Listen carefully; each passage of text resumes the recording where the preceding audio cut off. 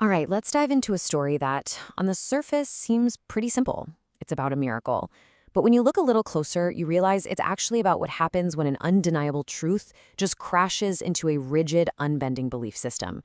It's all about the chaos that follows and how it forces everyone involved to question what they think they see versus what is literally happening right in front of them.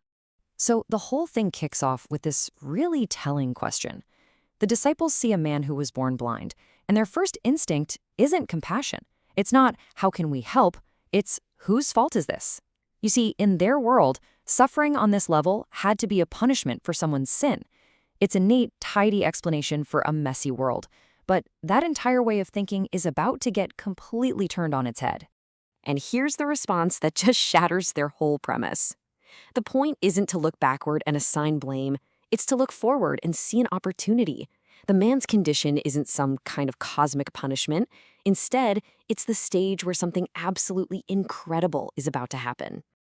So, right from the get-go, the central conflict is laid out for us. Is suffering a consequence of the past, or is it an opportunity for the future? This single question really sets the tone for everything that's about to unfold. The healing itself is actually pretty straightforward. There are no lightning bolts, no big dramatic speeches. It's just some clay, anointing the man's eyes, and sending him to wash his face. It's this very simple, almost mundane act that is about to unleash an absolute storm of controversy. And here's where things really catch fire. See, this miracle didn't just happen on any old day. It happened on the Sabbath. And that one little detail changes everything. It transforms this incredible personal act of healing into what some people saw as a public crime. So you'd think the first reaction from the public would be celebration, right? But it's not. It's just confusion.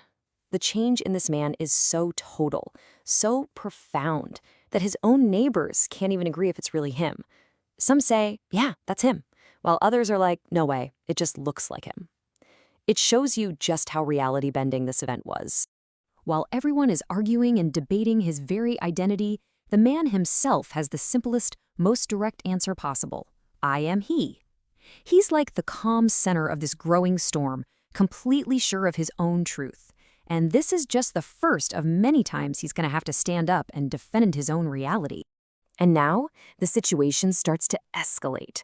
The man's powerful, personal experience is about to slam into the brick wall of religious authority.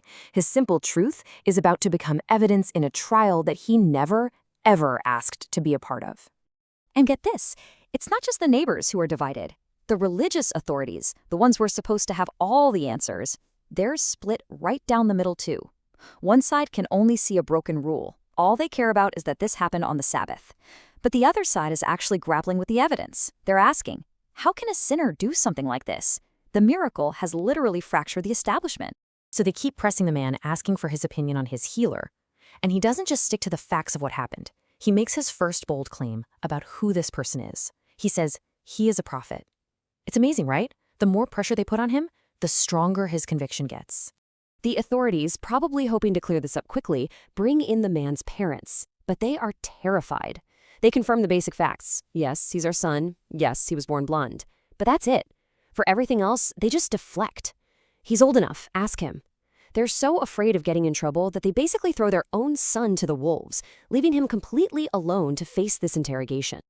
Okay, so the direct approach isn't working. Now the authorities try a new tactic. They try to bully him. They basically say, look, we'll grant you that a miracle happened. Give the credit to God, but you have to agree with us on this one point. This man, Jesus, is a sinner. They're not looking for truth anymore. They're trying to force him to accept their version of the truth. And his response here, it's just brilliant. This is one of the most famous lines in the whole story. He completely sidesteps their theological trap by sticking to one simple, undeniable fact. He's essentially saying, hey, I don't know about all your religious rules and labels, but I know one thing for sure. I was blind, and now I can see. His personal experience has become more real, more powerful than their entire belief system. And this is the moment he completely flips the script on them. After they've been grilling him relentlessly, he goes on the attack. He hits them with pure sarcasm, saying, why do you keep asking me the same questions over and over? Are you guys thinking about becoming his disciples too? He's not just a witness anymore. Now he's actively challenging the authority of the very people interrogating him. And for that defiance, for refusing to back down and change his story to fit their narrative, he pays a heavy price. He's cast out. He's excommunicated, all for speaking his truth. And here it is, their final judgment on him. And just listen to what they say. They circle all the way back to the prejudice from the very beginning of the story. You were born in sin. They actually use his former blindness, the very thing that was healed, as a weapon to disqualify him. In their minds, he's just not allowed to have a truth that contradicts theirs. Let's just pause and map this man's journey because his transformation is remarkable. He starts off by simply calling his healer a man. Then, under all that pressure, his understanding grows and he declares he is a prophet. But it's only at the very end, after he's been cast out and has lost his entire community, that he reaches his final, deepest conviction. Lord, I believe. The conflict didn't destroy his faith. It actually forged it into something much stronger. And this brings us to the story's incredible conclusion, where the whole narrative just pivots. It started with a very literal question about physical blindness, but it ends with a much deeper, more metaphorical question. Who is it that truly sees? This one statement just reframes the entire story. The miracle wasn't just about healing a blind man. It was a moment of judgment that revealed two different kinds of blindness. It turns out that the people who are humble enough to admit they don't see everything, like the man born blind, they're the ones who are given sight.